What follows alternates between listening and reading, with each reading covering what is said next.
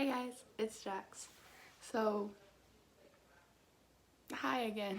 I haven't recorded in a bit for an actual video, but today we're going to be talking about mental health, I guess, so let's get into it. I got your picture, I'm coming with you, dear Maria, count me in. There's a story at the bottom of this bottle and I'm the pen.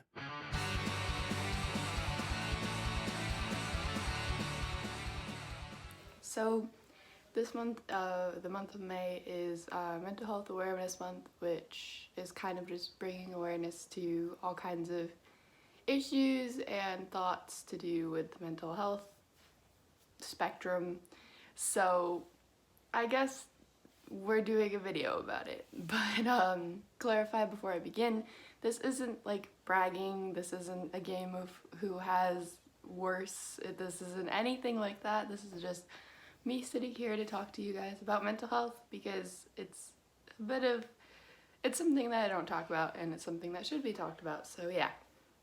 I have anxiety, depression, a lot of past trauma and traumatic experiences, disordered eating. Yeah, there's been a few things. I also have a lot of the symptoms on the autism spectrum, but I don't actually say anything to do with that because it isn't professionally diagnosed, so I don't really want to claim a part of mental health that I'm not in professionally. But I have been on meds off and on for anxiety and depression. That hasn't worked well, so we're just doing it on our own.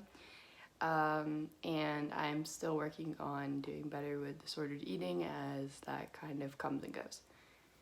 But basically, my anxiety and my depression kind of create a balance in a way most days because my anxiety will make me continue to function and want to be a human being because I have to,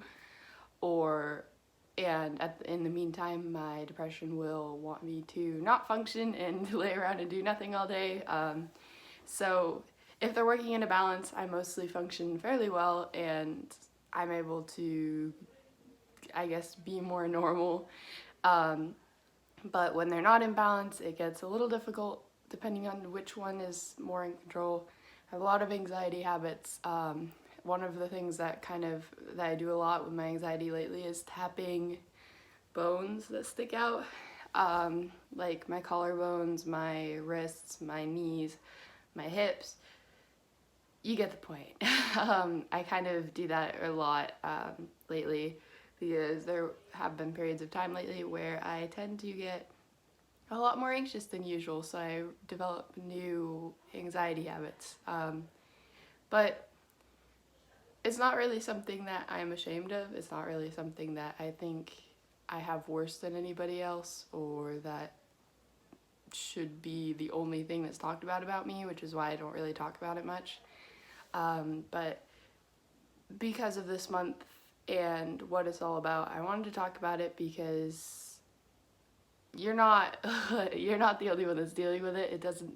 Mental health doesn't have a look, doesn't have anything like that. A lot of people see me and think, oh, I'm big, so my disordered eating must be like binge.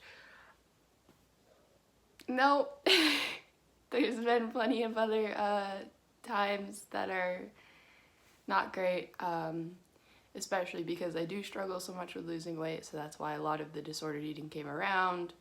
I just I know that meds and medications work really well for certain people and for certain types of disorders and difficulties, but they didn't personally work for me. My medication that I was on would numb out my anxiety really well, but not my depression.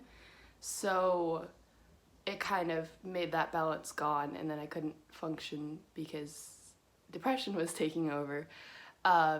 And it also wouldn't actually help with my anxiety when it came to normal situations that make me super anxious, like crowds and things like that, where I have panic attacks. I would still have panic attacks. So we tried to mess around with dosing, and it felt like if I went enough to not have my depression as bad, I would be completely numb, and that's something that I'm really scared of and I don't really like to do with medications. So decided against it, weaned off of it, and here I am. I'm still on medications, just not for mental health stuff.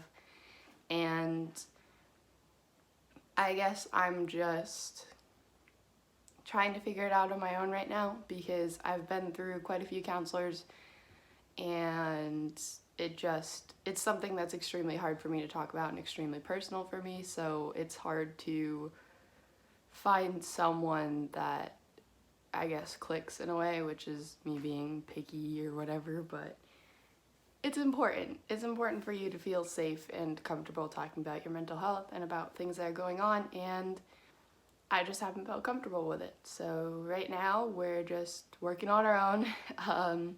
Things that help me a lot is usually fidgeting. I have a fidget cube now for my anxiety, which helps a lot. Music, small things, kind of like to-do lists, keep me on track and keep me able to feel less anxious about everything I have to do, and also know that I have to do things.